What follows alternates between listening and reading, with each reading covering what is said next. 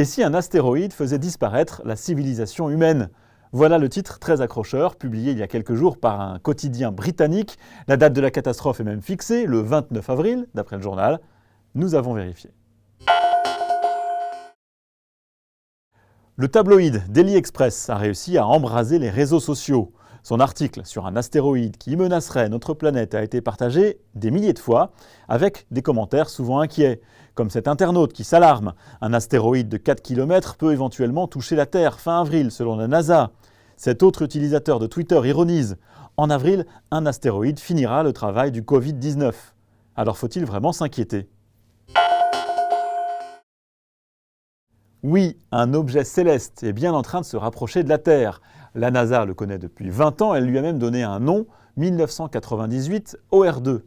Cet astéroïde mesure entre 1,8 et 4,1 km de diamètre et sa trajectoire est parfaitement connue jusqu'en l'an 2197.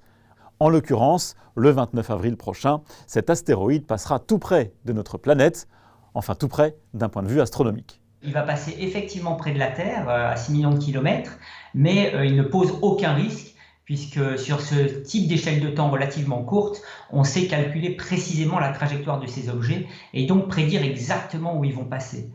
6 millions de kilomètres, c'est 16 fois la distance entre la Terre et la Lune.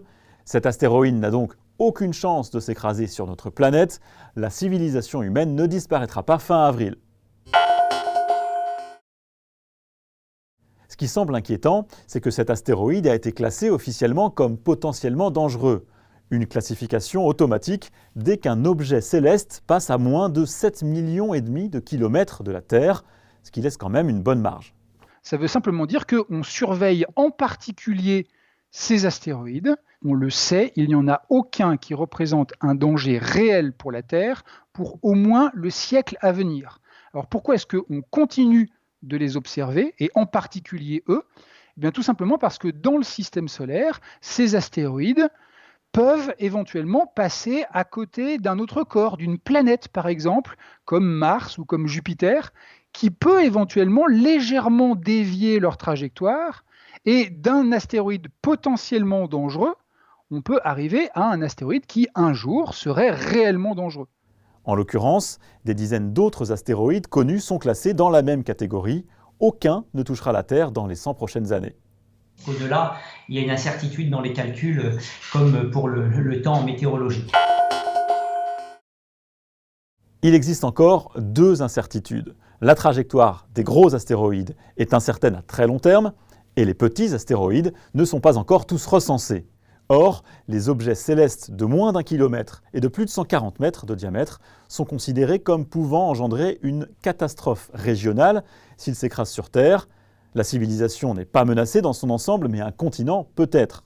Voilà pourquoi les scientifiques travaillent à des solutions qui permettront de dévier la trajectoire d'un éventuel astéroïde menaçant. Donc en gros, on va taper sur un astéroïde pour vérifier si, effectivement, d'abord on arrive à le taper, et ensuite si on arrive à le dévier de sa trajectoire. Une première mission d'essai est attendue pour 2021.